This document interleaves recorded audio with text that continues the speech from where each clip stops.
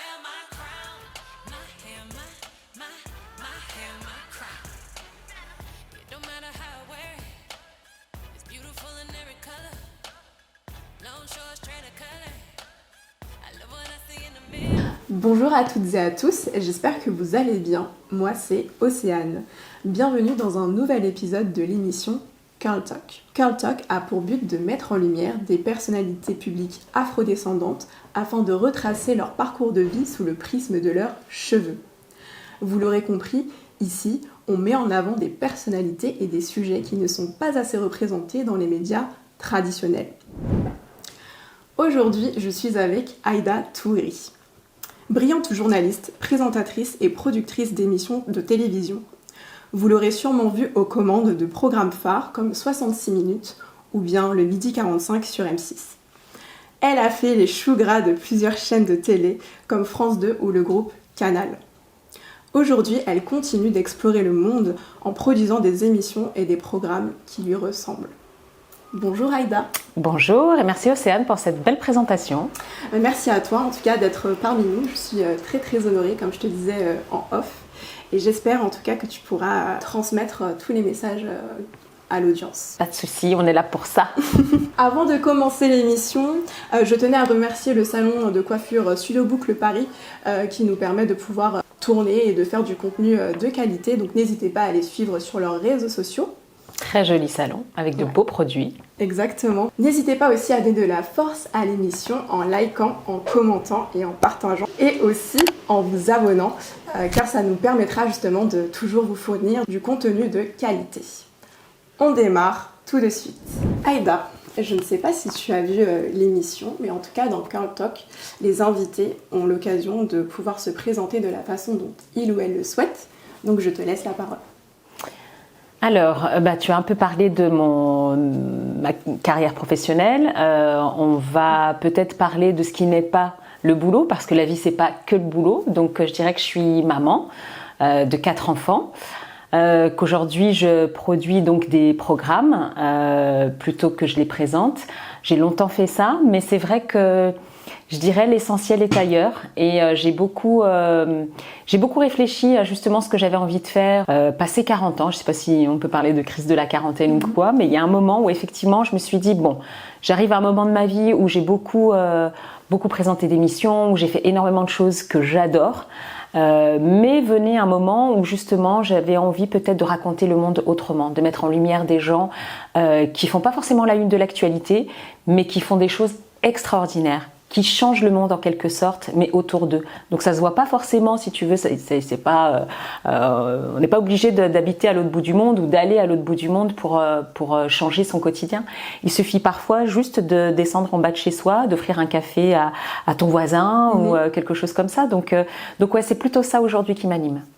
Très bien, on va revenir du coup au commencement de la toute petite Aïda. Et donc on va commencer par la première photo de toi que tu as accepté de nous livrer. On va partager ça, ouais. Voilà. Les dossiers, ça commence maintenant. Merci. Donc c'est cette petite photo de toi Aïda, t'es vraiment trop mignonne, avec des longs cheveux bouclés. Donc avant de justement qu'on parle de ton parcours professionnel, etc., on va se concentrer justement sur ton background un petit peu familial. Tout à fait, parce qu'on est tous le produit d'une histoire. Ouais. Exactement, et je trouve que d'où l'on vient, en tout cas, ça fait en tout cas ce que l'on est aujourd'hui. Et donc j'aimerais que tu nous décrives cette photo, que tu nous dises un petit peu... le contexte et le sous-texte. Alors, là, c'est le jour de l'Aïd. Je ne sais pas quel Aïd, si c'est le petit, le grand, mais c'est un jour de fête parce qu'on a nos plus beaux habits. Les plus beaux habits à l'époque, c'est effectivement ce pull rayé, les couleurs qui vont pas du tout, donc des rayures avec des pantalons à fleurs, donc très assortis comme tu peux le voir, des couleurs très années 70-80 quoi. Et puis cette coiffure que ma mère me faisait de temps en temps pour les grandes occasions, qui était en fait des rubans dans les cheveux de chaque côté et cette petite frange qui est vraiment assez collector. Et puis le médaillon de l'époque. Et là, c'est, je crois, ma grande sœur qui me tient derrière. Et à côté de moi, alors je l'ai enlevé pour le cadrage et pour l'émission, mais il y a un mouton à côté de nous parce que c'est vraiment un jour de fête, quoi. Voilà. Donc le background, c'est effectivement une vie en HLM. Là, on était encore dans un appartement où on était à l'époque, on était 3, plus mes parents, donc 5, dans un petit F2. Et une enfance très modeste, parce que je pense que les vêtements, là, ils venaient soit du secours populaire, soit... voilà, mais ouais, c'était quand même... ça reste des souvenirs inoubliables.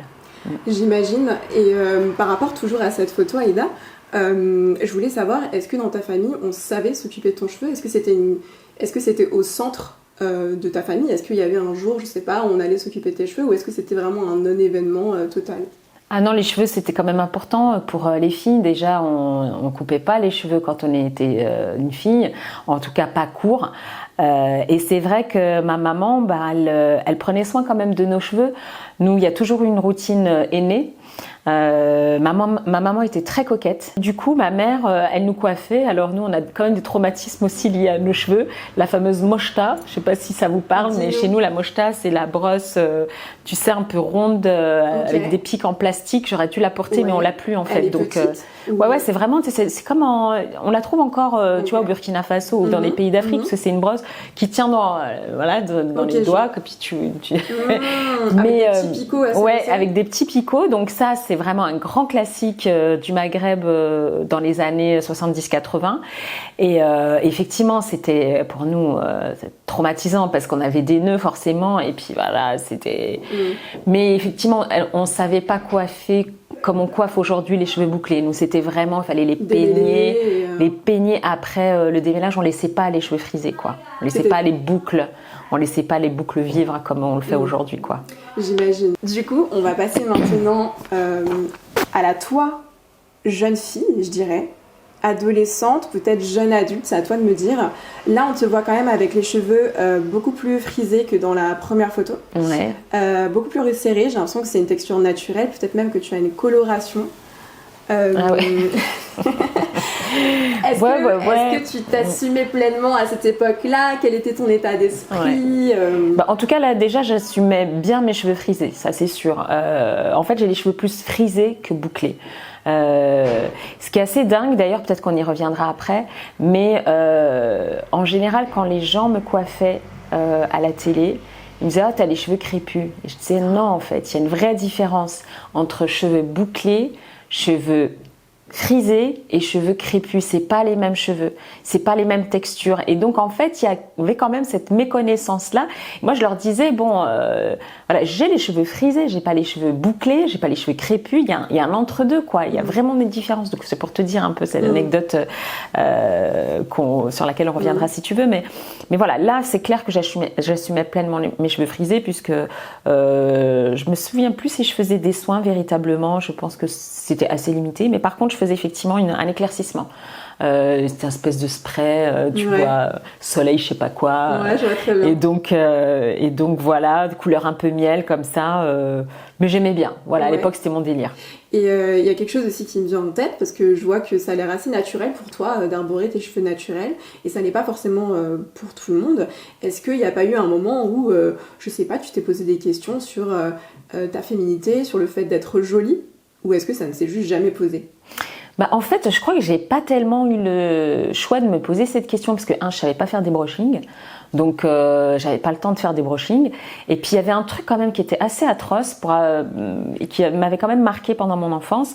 Tu vois, quand je parlais tout à l'heure des grandes occasions, l'Aïd, tout ça, mais parfois aussi il y avait des mariages et pour préparer nos cheveux, comme on n'avait pas, enfin tu vois, on n'avait pas la technique pour faire des brushings et ma mère non plus, tu vois. En fait, elle repassait nos cheveux avec un fer à repasser.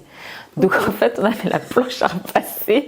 Et donc comme on avait les cheveux longs, on les mettait nos têtes comme ça, et puis elle repassait nos cheveux, puis on tirait. Et tu avais la vapeur et tout. Et tu ressortais, par contre, tes cheveux, ils étaient lisses, mais vraiment red baguette. c'était assez joli quand même. je vois très bien. Mais voilà, mais du coup, c'était quand même un truc un peu hardcore, quoi, tu vois. C'était, la chaleur, mais c'était à l'ancienne, quoi. C'était vraiment. fallait se débrouiller, quoi. Ouais, fallait se débrouiller. Ok.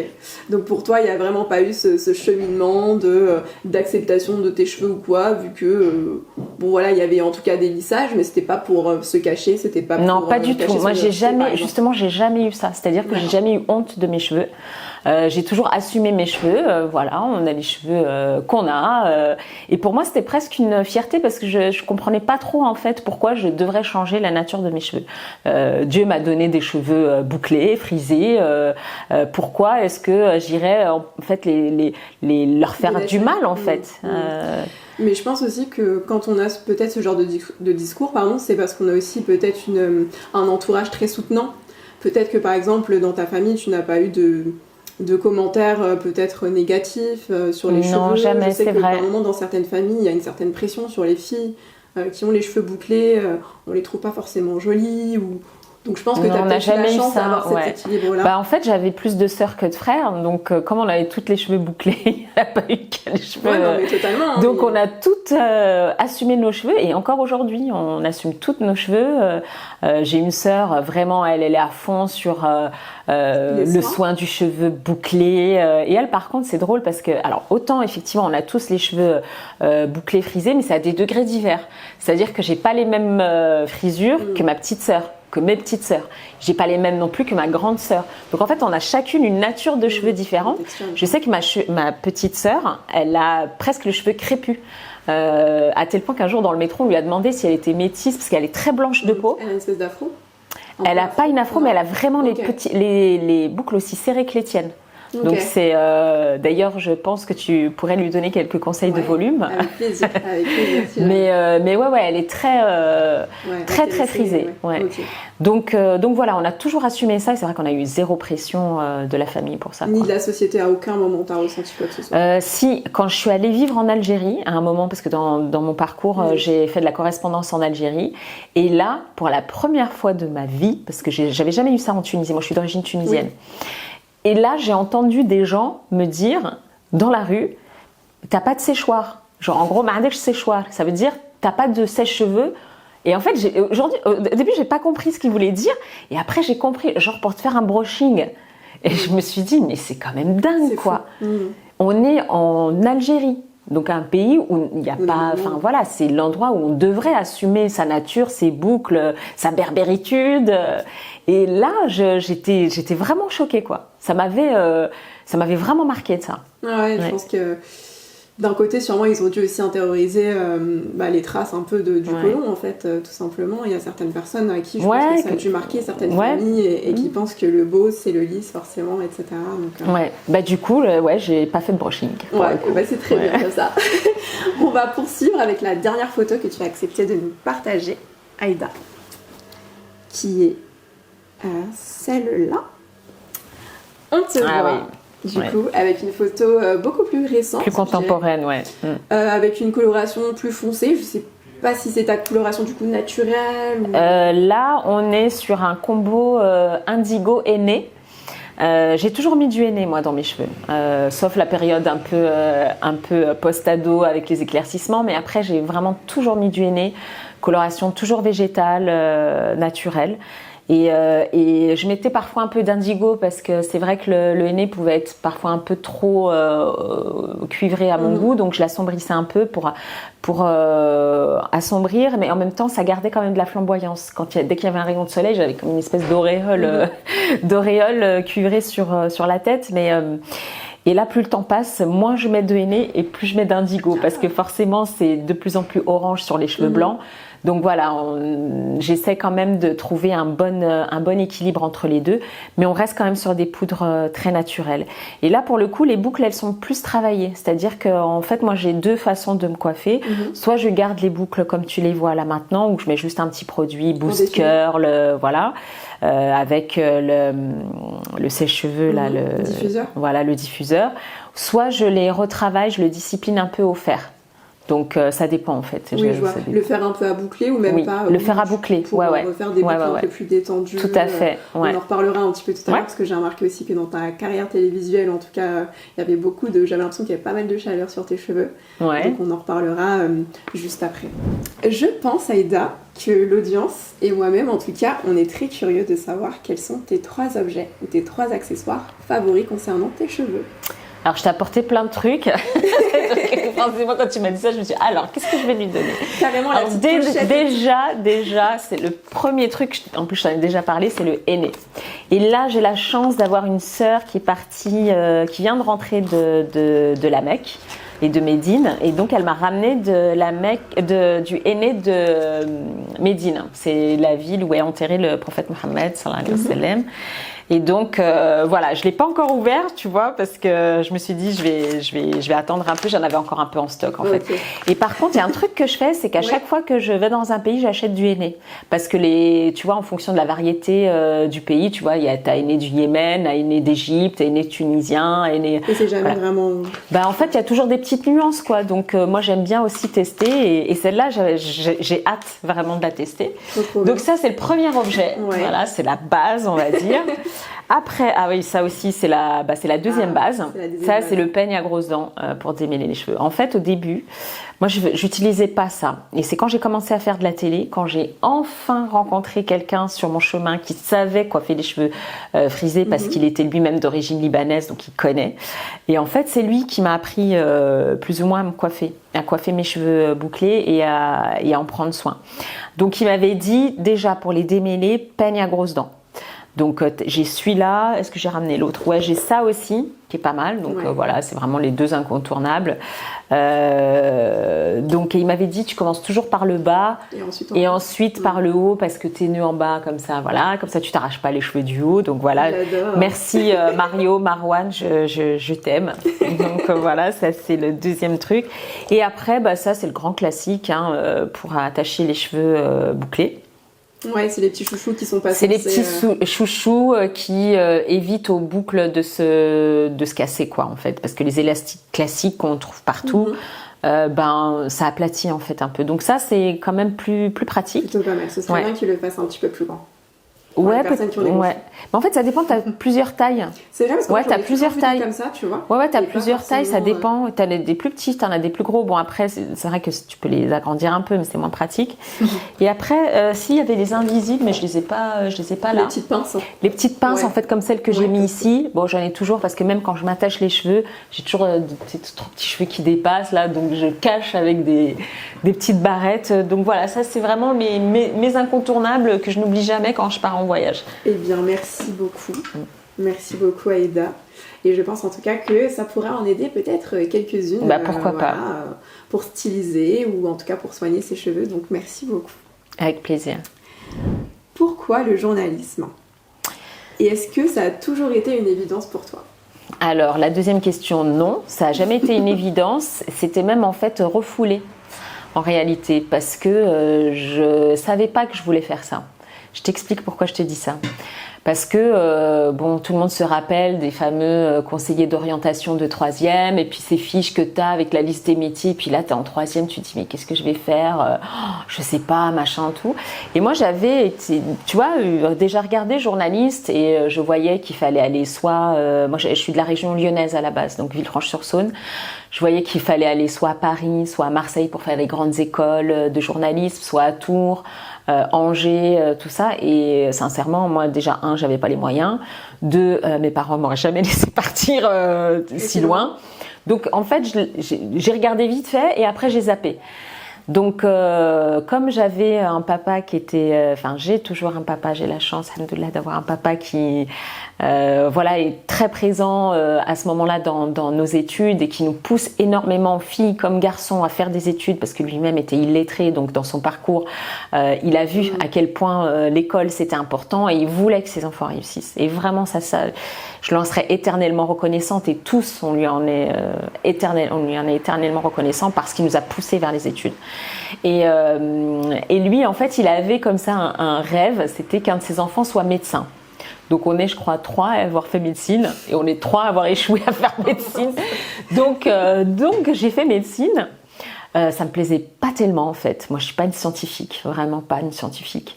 Par contre, je suis très intéressée par le corps humain, la manière dont on fonctionne. Je trouve que le corps est un miracle, que la vie est un miracle. Donc tout ça m'a énormément intéressée. Par contre, tous les examens derrière, les QCM, le bachotage, le sang, etc. En première année, t'as que du bachotage, donc tu vois pas tout ça. Mais toute la compétition, l'ambiance bizarre. Moi, à mon époque, c'était vraiment, on était en amphi de 400, il y en avait 40 qui étaient pris, quoi. Donc voilà, et après ça, donc après 2 années de première année, je me suis orientée vers la psycho parce que je voulais pas non plus je m'étais dit c'est dommage d'avoir perdu 2 ans, autant faire quelque chose que mes études de médecine me servent. Et j'ai fait psycho parce que je trouvais ça intéressant, que c'était plutôt une science humaine moyennement littéraire. Et je me suis retrouvée en psycho et j'ai bien aimé. Sauf qu'au bout de 2 ans, je me suis dit, en fait, je me vois pas soigner les gens par la parole parce que tu as tellement de théories qui parfois se contredisent, que ça soit, soit tu suis des théories freudiennes, lacaniennes, Piaget, enfin, tu vois, c'était... je me disais, c'est quand même pas très cartésien, quoi. Okay. Et j'ai eu la chance, en fait, à l'époque, j'étais très, très fan de sport et il y avait eu la Coupe du Monde 98. Et je me suis portée bénévole pour la Coupe du Monde 98 et j'ai été affectée au Centre international des médias à Paris. Et c'est là vraiment que j'ai découvert le métier de journaliste, quoi.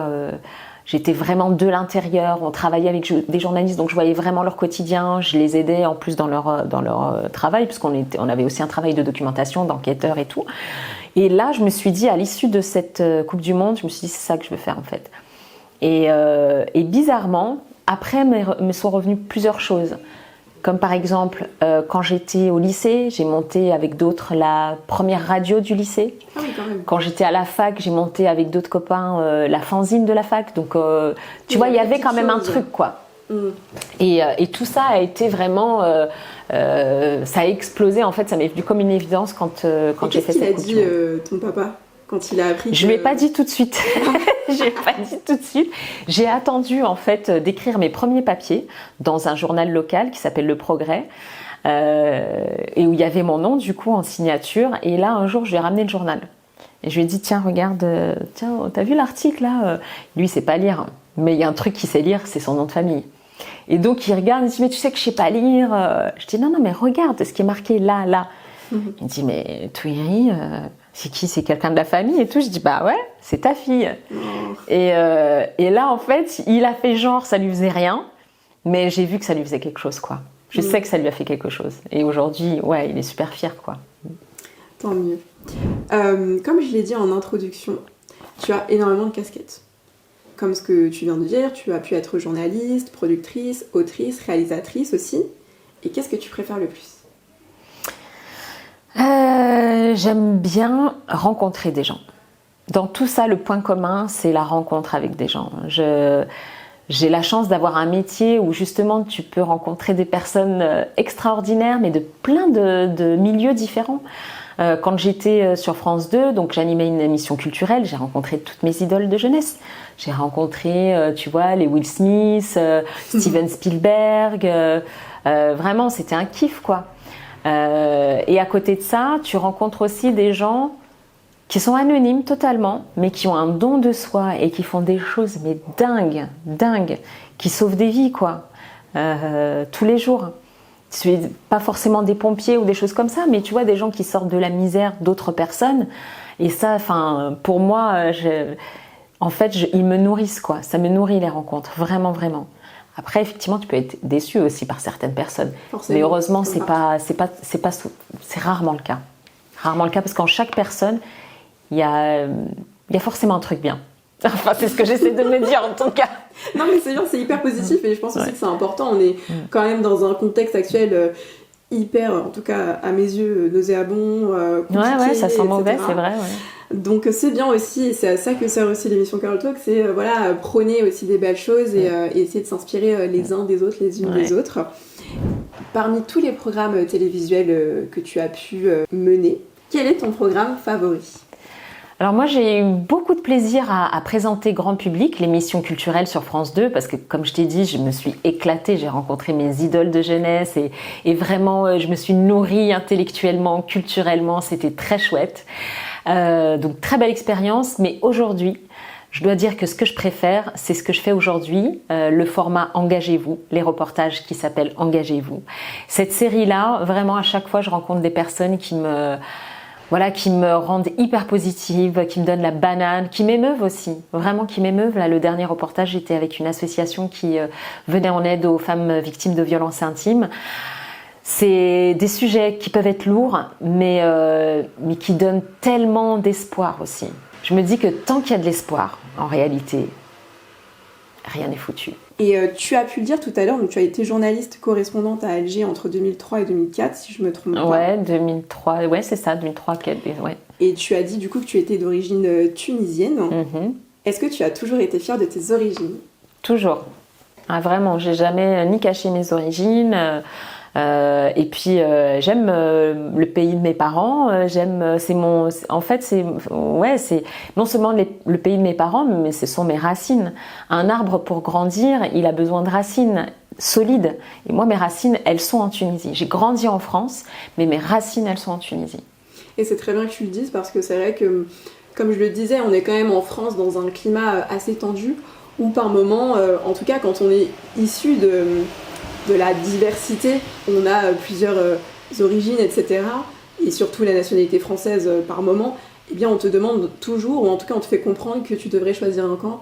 Et je trouve ça assez bien, en tout cas que tu le dises, que tu sois une personnalité qui dise tout simplement, bah non en fait, ok, je suis française, mais voilà, j'ai mes racines. On dirait que maintenant ça fait un peu peur limite quand on dit qu'on peut être fier de ses racines alors que c'est toute une richesse.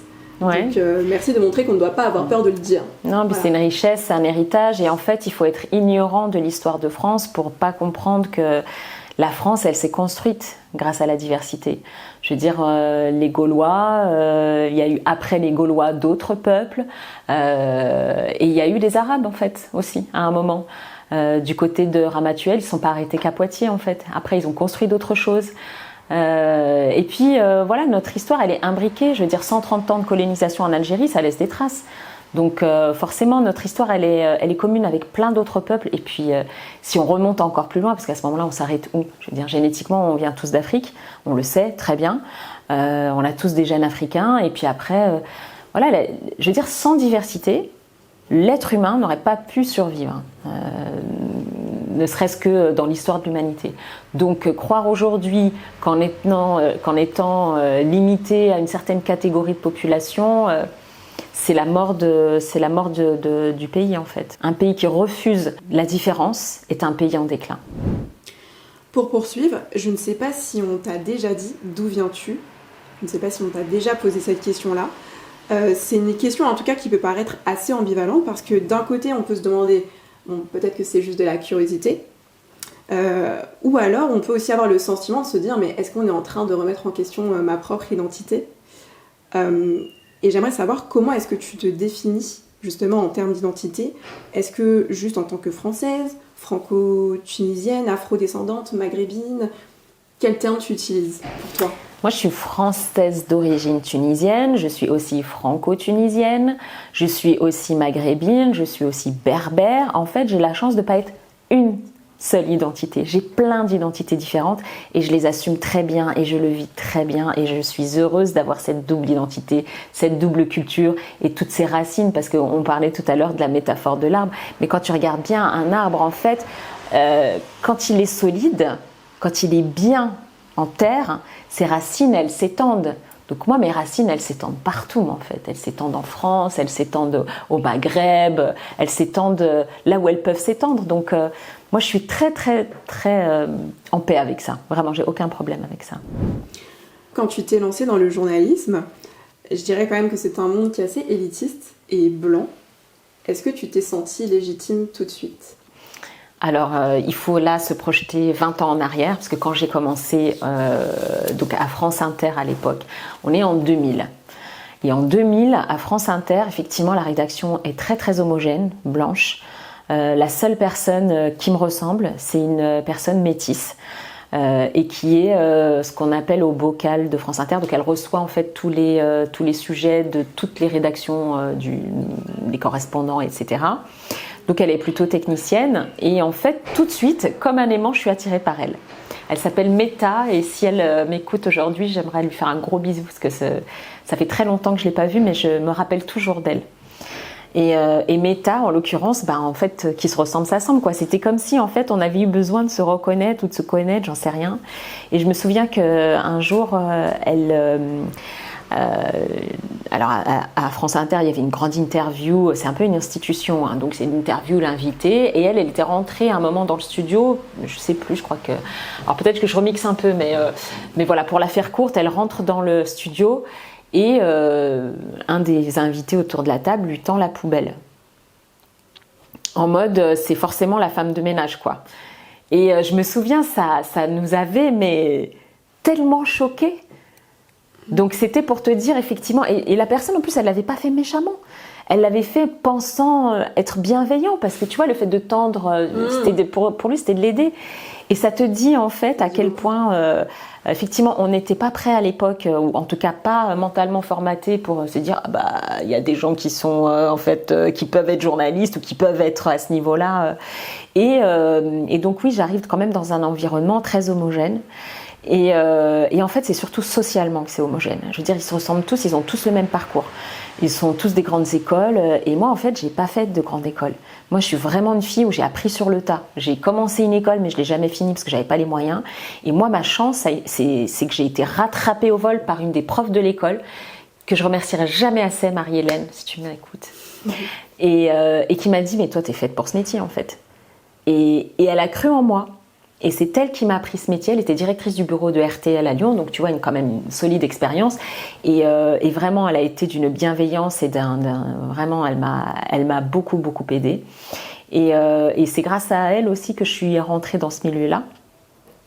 Et j'en viens à donc le côté homogène. Donc moi, j'ai un parcours très atypique. J'ai pas de diplôme de journalisme. J'ai un bac+2 en psycho, mais c'est tout. Et en fait, ce que je ne savais pas à l'époque, c'est qu'à France Inter, le directeur de la rédaction, il était en fait d'origine des gens du voyage. Et bizarrement, c'est toujours pareil, en fait, on se reconnaît, quoi. On se reconnaît. Tu vois, c'est pas marqué forcément sur sa tête, mais tu vois, il avait fait plein de trucs justement pour aider des jeunes, les prendre en stage. Donc tu vois, il avait quand même aussi cette sensibilité-là que d'autres n'avaient pas. Alors pas forcément parce qu'ils étaient mauvais ou quoi, mais parce que, tu vois, les écoutilles sont fermées, quoi. Tu vois. Entre soi, oui. Exactement. Sûrement. Et ça, après, quand je suis arrivée à M6, donc on est en 2005, on est juste avant les émeutes de 2005, la mort de Ziad Ebouna. Et à l'époque, donc moi je débarque pareil dans une rédac assez homogène. Et la mort de Ziad Ebouna, les émeutes de 2005, la volonté vraiment politique de changer la représentation à la télévision va beaucoup m'aider aussi. Donc moi j'arrive à un moment presque charnière, mais je suis là en fait, je suis déjà en place, j'ai déjà fait de la radio, j'ai déjà l'expérience et du coup ça a été un coup d'accélérateur assez formidable. Mais tout ça pour dire en fait qu'il y a quand même sur la route des alliés des gens comme nous, quoi. C'est-à-dire des personnes qui savent en fait que il faut pas fermer la porte.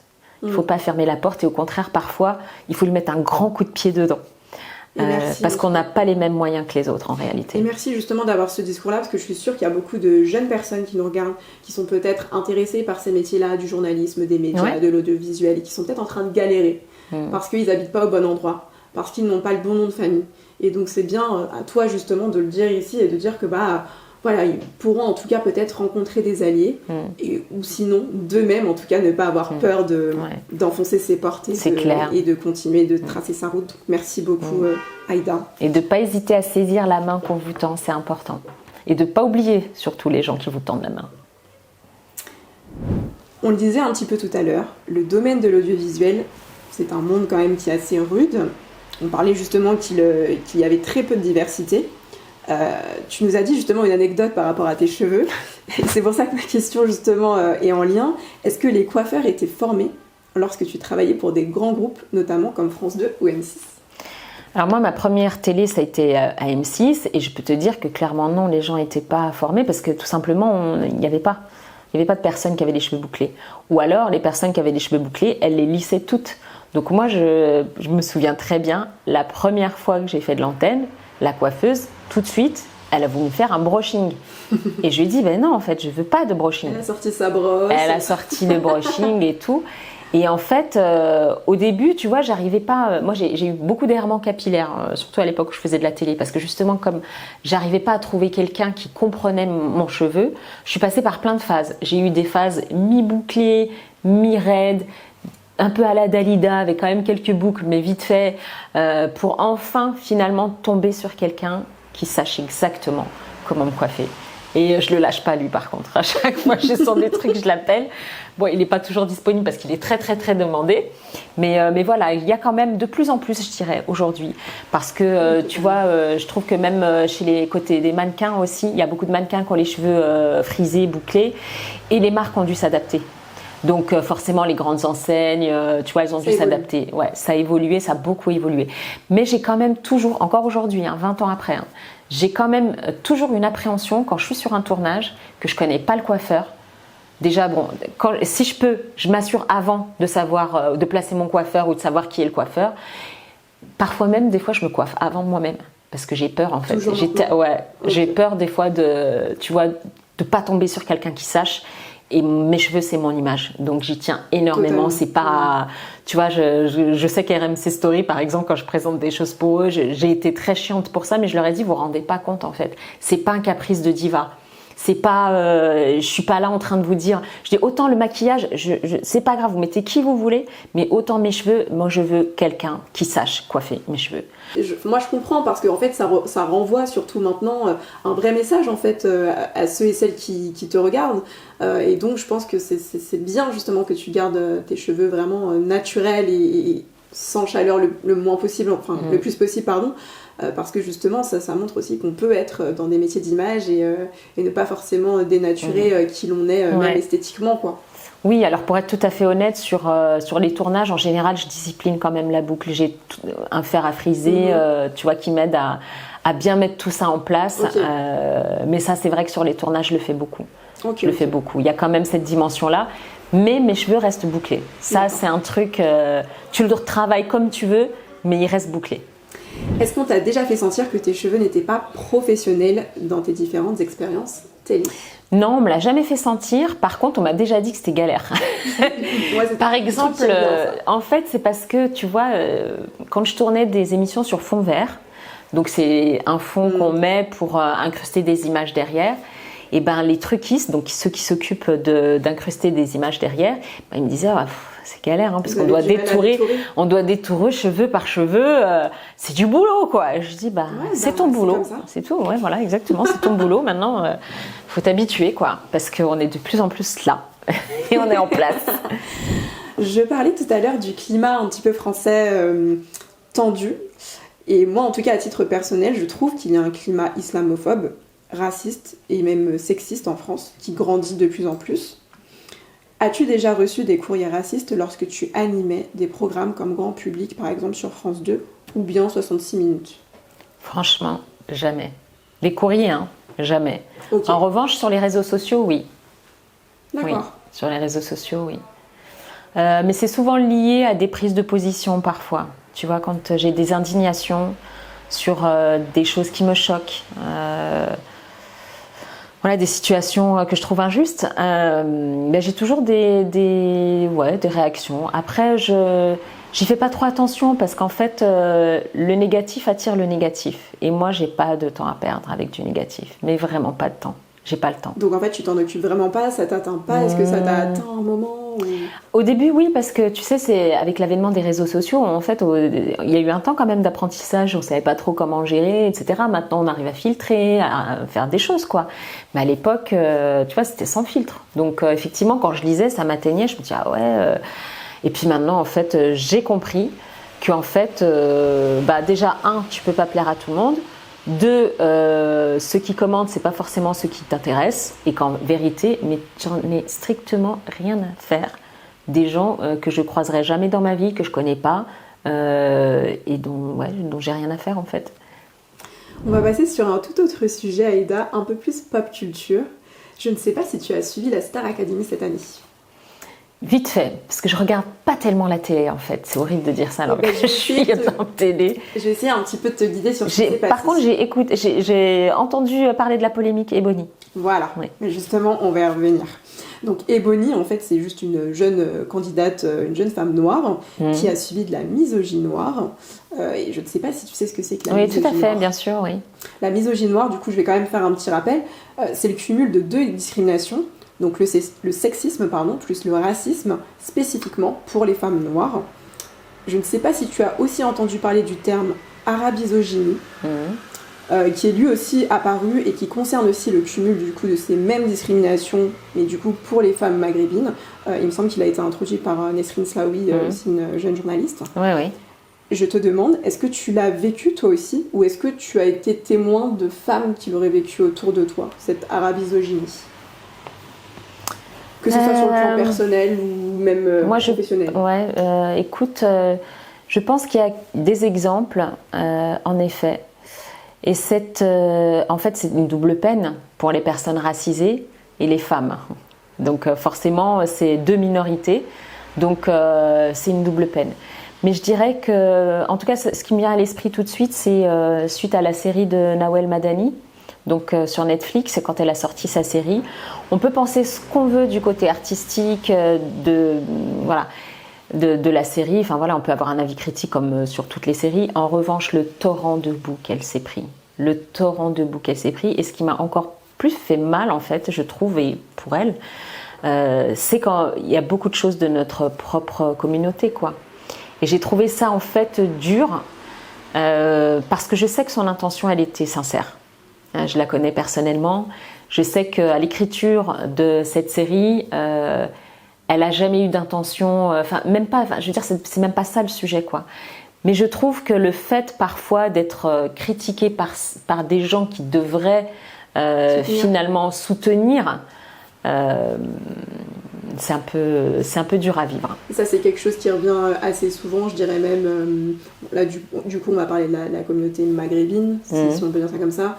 Mais ça revient à peu près dans toutes les communautés racisées, si je puis dire. Oui, c'est vrai. Très souvent, il y a des personnes qui vont, au lieu de soutenir, essayer de mettre plus bas que terre, qui vont essayer de trouver des divergences, ou qui vont essayer d'appuyer, d'enfoncer. Alors je sais pas si c'est parce qu'on est déjà, entre guillemets, en bas de l'échelle sociale, et du coup ça peut créer peut-être de l'envie, peut-être de la jalousie, peut-être... je sais pas, moi-même je m'interroge en fait un petit peu sur pourquoi on n'est pas plus ensemble. Encore une fois, on n'est pas en train de généraliser, hein. Il y a des personnes qui se soutiennent, mais c'est après je ne saurais pas l'expliquer non plus, mais après c'est aussi diviser pour mieux régner. Je veux dire, quand on voit même par exemple des polémiques entre Maroc, Algérie, tout ça, on s'en fout en fait. Est-ce que c'est vraiment important dans le fond ? Est-ce que c'est vraiment important que tu sois algérien, que tu sois marocain Et c'est très souvent instrumentalisé aussi toujours par l'Occident. Tout à fait. Bah donc, oui. C'est compliqué. Oui, tout à fait. Comme le génocide au Rwanda, comme plein de choses en fait. Donc oui, il faudrait en tout cas plutôt qu'on s'élève ensemble et qu'on en sorte en fait de ces schémas perpétuels de sabotage, parce que tout ça en fait ça remonte à très loin dans l'histoire. Mais parce que si on était unis, on serait trop fort en fait. L'union fait la force, et si on était véritablement unis, je pense que c'est ça en fait qui fait peur aussi à certaines personnes. C'est que si toutes les personnes qui sont aujourd'hui divisées ou qui ont des querelles de chapelle étaient vraiment unies, elles pèseraient lourd en vérité dans le paysage. Ça renverserait en tout cas une tendance, une hégémonie. Oui, tout à fait. Totalement.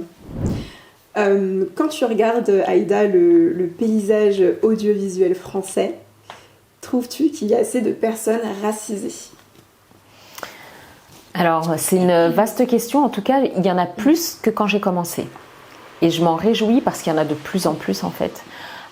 Et pas seulement représentés à l'antenne, c'est-à-dire face caméra, mais aussi en coulisses. Parce qu'il ne faut pas oublier qu'il y a plein de métiers dans l'audiovisuel. Il y a des cadreurs, il y a des éditeurs, il y a des rédacteurs en chef, il y a des techniciens. Donc tout ça, ça compte aussi. Ça fait partie du métier. Et ça m'avait aussi frappée quand j'étais arrivée à M6, quand il y a eu aussi cette vague de plus de diversité, etc. Et ben c'était pas que à l'antenne. Et c'est bien que ce soit pas que à l'antenne en fait, parce que même si il faut pas juste mettre un écran ou si tu veux une belle plante qui cache en fait le problème de fond. Mais si derrière on a effectivement des personnes qui racontent leur propre récit, qui produisent leur propre récit, c'est ça en fait qui est important. C'est pas juste de représenter et de lire un prompteur, c'est pas ça qui est important. Totalement. Quand tu vois des chaînes rachetées par des milliardaires et qui transforment la ligne éditoriale justement de la chaîne pour transmettre ses propres valeurs politiques, que penses-tu de l'avenir de la télé en France et des médias de façon plus globale? Eh bien, je me dis que heureusement qu'il y a les réseaux sociaux, les chaînes YouTube. YouTube aujourd'hui, c'est la première chaîne de télévision au monde. Et je me dis qu'en fait, si on veut une autre information, on la trouve. Après, le problème, c'est de vraiment le vouloir. Et c'est de ne pas être lobotomisé ou de ne pas être enfermé dans des schémas, de ne pas avoir un esprit ou de ne pas se laisser influencer ou manipuler. Parce que le risque aujourd'hui, c'est que ces chaînes-là dont on parle, qui font aujourd'hui de plus en plus d'audience, il faut pas on va pas se raconter des histoires. Ces chaînes-là, en fait, celles qui sont derrière, en fait, c'est comme une course, quoi. C'est-à-dire qu'en fait, elles se disent on a perdu machin, il faudrait qu'on soit comme elle, donc on va faire les mêmes sujets. C'est pas ça qu'il faut faire. Il faut pas faire les mêmes sujets. C'est ça le risque, c'est que tout le monde commence en fait à aller dans ce sens-là. Donc pour moi, il faut totalement aller à l'encontre de ça et proposer d'autres récits. Alors si le média télé effectivement est verrouillé ou effectivement quand même bien dominé par un certain discours, eh ben il faut aller chercher ailleurs. Et moi je crois beaucoup en l'avènement de nouvelles sources d'information, d'une génération telle que la tienne qui aujourd'hui pourrait justement donner à voir autre chose, parce qu'il faut savoir aussi que la télé c'est un média vieillissant. Donc les personnes qui regardent la télé, ils sont proches de la retraite, si ce n'est déjà retraités. Donc si aujourd'hui on a un impact comme celui des réseaux sociaux, eh bien je pense qu'on peut vraiment contrer tout ça. Ouais. Moi je rejoins totalement ce que tu dis par rapport aux réseaux sociaux, par rapport au fait que ça puisse justement amener des personnes qui viennent de tout horizon et qui puissent ensuite transmettre d'autres valeurs, des choses qu'on ne voit pas forcément en télé classique. Par contre, moi, il y a quand même quelque chose qui me fait peur, je ne sais pas si tu le vois sur les réseaux, c'est qu'en fait on est un peu enfermé dans des bulles algorithmiques. C'est-à-dire que moi, par exemple, je vais aimer un certain type de contenu et je vais être enfermée là-dedans. Et je ne vois pas forcément autre chose. Et du coup, paradoxalement, les autres personnes aussi, par exemple, qui vont avoir des idées nauséabondes, vont être aussi enfermés là-dedans et vont même par moments chercher aussi du contenu totalement opposé pour aller écrire des messages horribles sur ceux qui essayent en tout cas de combattre leurs idées. Enfin, ça devient aussi... c'est un peu de la schizophrénie, ouais. C'est un peu de la schizophrénie, mais c'est vrai qu'on c'est de la résistance, quoi, presque d'aller contre ça. Moi, à titre personnel, je regarde quasiment plus la télé. Quand je m'informe, j'essaie de vraiment beaucoup varier les sources d'information, donc les journaux écrits notamment, et puis de regarder aussi ce qui se dit à l'étranger. Parce qu'en fait, la France, l'actualité française, il y a un prisme franco-français, mais c'est pas le même prisme ailleurs. Donc ce qui m'intéresse aussi, c'est de voir... de prendre un peu de hauteur, de prendre du recul, je pense que c'est ça qui nous manque. Et c'est ça aussi le problème des réseaux sociaux, c'est qu'on est dans l'immédiateté et ça nous empêche parfois de réfléchir. Totalement. On le disait un petit peu plus tôt dans l'émission, on te voit un petit peu moins à la télé, en tout cas devant la caméra. J'aurais aimé savoir si c'était un choix de ta part et quels sont tes projets. Alors, c'est un choix un peu contraint. Mais c'est un choix qui m'a conduit à aujourd'hui totalement choisir ce que je fais. C'est-à-dire qu'au départ, donc mon dernier contrat, moi, c'était avec le groupe Canal+. Et quand le contrat s'est arrêté, j'étais en congé maternité. Et en fait, je ne savais pas ce que j'allais faire après, parce que j'avais plus de contrat. Je pouponnais quand même. Et c'est le moment où, pour la première fois de ma vie, je me suis vraiment posée professionnellement et je me suis dit mais qu'est-ce que j'ai envie de faire ? Et ça m'était jamais arrivé en 20 ans quasiment. J'avais toujours été à la radio, à la télé, quand un contrat se terminait, il y en avait un autre qui se commençait, j'étais débauchée, embauchée, machin. C'était non-stop. Et en fait, tout ça pour dire que c'était un mal pour un bien. Cette période-là de non-activité, ça a été, mais je pense, une chance inouïe parce que j'ai vraiment pu développer mes activités de productrice. J'ai pu aujourd'hui réaliser une série de reportages dont je signe la 6e saison. Donc ce qui m'anime aujourd'hui, c'est en effet de produire des contenus pour la télévision, mais j'aimerais élargir aussi pour YouTube notamment. Donc voilà, c'est plein de choses et j'ai envie en fait d'avoir un impact. Vraiment, c'est ça aujourd'hui qui m'intéresse. C'est pas juste de raconter je sais pas quoi, mais d'avoir un impact sur la vie des gens. Ça m'intéresse beaucoup, ouais. On a beaucoup parlé de l'aspect professionnel là tout au long de cette interview, mais la Aïda Toury dans la vraie vie, elle aime quoi ? Eh ben, elle aime la vie de famille. Elle aime se retrouver. En fait, je suis un peu je suis un peu casanière. Mais par contre, il y a un truc que j'aime par-dessus tout, c'est quand je prends des moments pour moi. C'est des moments où j'aime être absolument seule. Et par exemple, alors je l'ai pas trop fait ces dernières années parce que j'ai accouché il y a un peu plus d'1 an. Et j'attends que ma fille grandisse encore un petit peu, mais ce que j'aime faire, c'est prendre un sac à dos, partir dans un autre pays, toute seule. Si possible, dans un endroit où il y a des immensités telles que la montagne, le désert, mais des paysages qui me permettent de vraiment méditer sur la création, sur la nature, etc. Et ça, en général, ça me ressource, ça me nourrit, ça me regonfle. Et c'est quelque chose vraiment qui me tient beaucoup, beaucoup à cœur. J'ai toujours fait ça, en fait, quand j'ai commencé même à travailler. Je me prenais toujours une semaine, 15 jours dans l'année où je partais toute seule en Éthiopie.